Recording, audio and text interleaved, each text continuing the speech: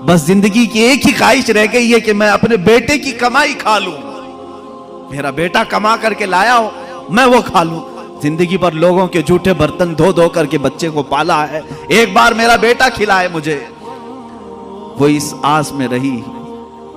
वो बेंगलुरु या कहीं किसी इलाके में नौकरी पर गया, महीना गुजरा था, तनख्वाह आई उसकी।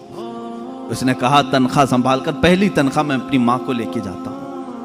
वो पूरा अपनी तनख्वाह, अपनी सैलरी लेकर के गांव पहुंचा था। उसे पता ही नहीं था उसके घर के पास।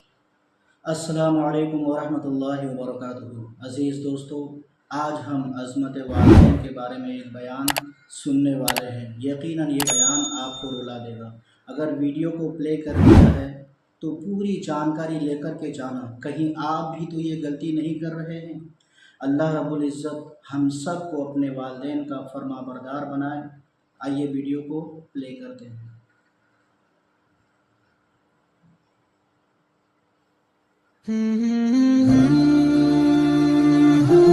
इतनी माएँ आज तुम्हारे इंतजार में, उन जवानों की। मैंने शायद इसे कबल भी कहा हो अपनी तकरीरों में, फिर मैं आज दोहराता हूँ। एक नौजवान है आज भी। मैं बच्चों से कहता हूँ, वक्त को गनीमत जानो मेरे अजीज बच्चों।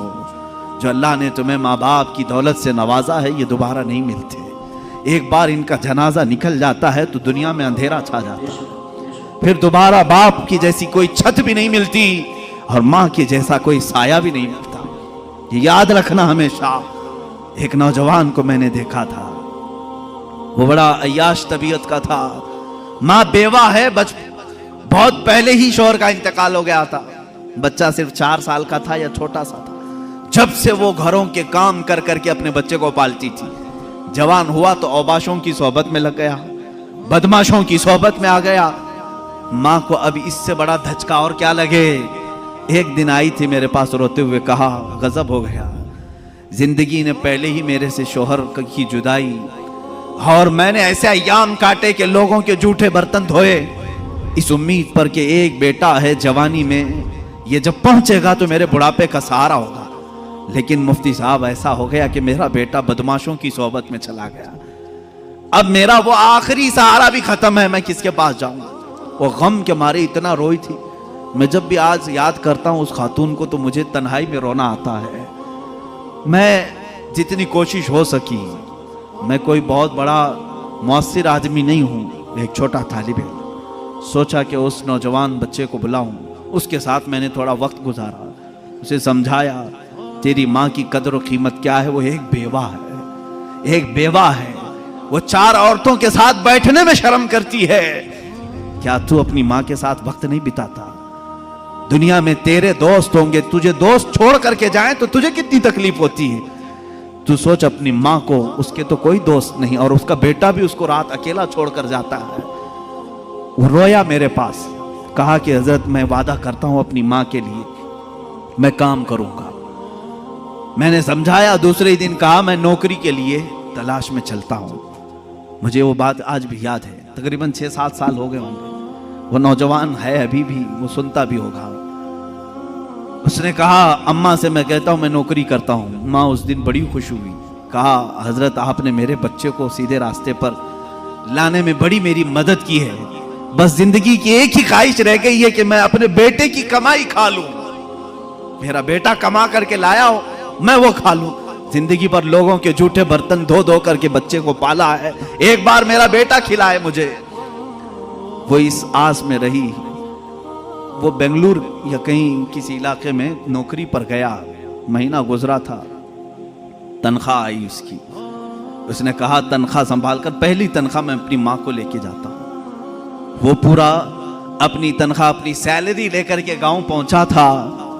उसे पता ही नहीं था उसके घर के पास भीड़ जमा हुई थी। जब उसने देखा तो लोगों ने कहा कि तेरी माँ का रात में इंतकाल हो चुका। उसने वो पैसों का लिफाफा अपनी माँ के कदमों में रखा। आज तक जब कभी वो मिलता है तो फूट कर रोता है, कहता है मेरी माँ इसी आस में दुनिया से चली गई कि बेटे की एक कमाई खा लूं। लेकिन मुझसे ज्यादा बदनसीब कौन है इस दुनिया में, जो माँ के कमाए हुए जूठे बर्तन को धोए हुए कमाई तो खा लिया, अपने हाथों का एक लुकमा मैं अपनी बेवा माँ को खिला नहीं सका। ऐ नौजवानों, क्या इसी का नाम जिंदगी है? क्या इसी का नाम ईमान है? तुम्हारे अखलाक तो वो होने चाहिए कि तुम बाहर जाओ तो तुम्हारे माँ बाप तुम्हारे अखलाक पर फख्र करें।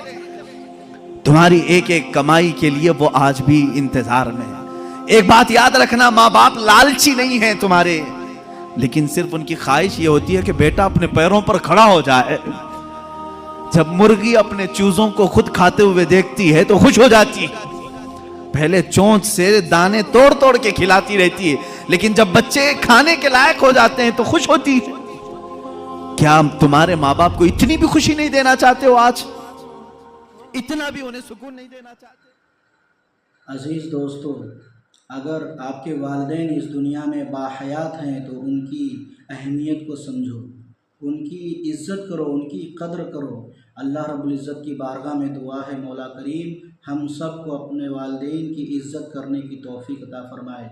दोस्तों, अगर वीडियो को यहाँ तक देख लिए हैं तो प्लीज़ एक लाइक करके चैनल को सब्सक्राइब कर लीजिए। हम ऐसे ही वीडियो अपलोड करते रहते हैं। फिर मिलते हैं एक नए वीडियो में, तब तक के लिए अल्लाह हाफिज़।